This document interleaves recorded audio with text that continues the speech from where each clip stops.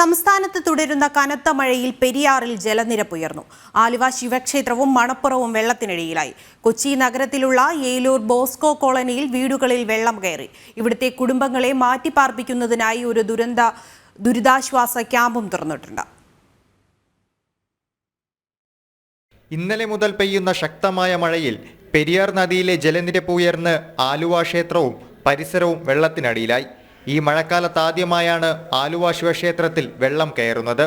പെരിയാറിൽ അതിശക്തമായ അടിയൊഴുക്കും അനുഭവപ്പെടുന്നുണ്ട്. ശക്തമായ കാറ്റും ജില്ലയുടെ വിവിധ ഭാഗങ്ങളിൽ നാശം വിതച്ചു. ആലുവ തോട്ടക്കാട്ടുകര GCDA റോഡിൽ മരം കടപുഴകി വീണ് ഗതാഗതം തടസ്സപ്പെട്ടു.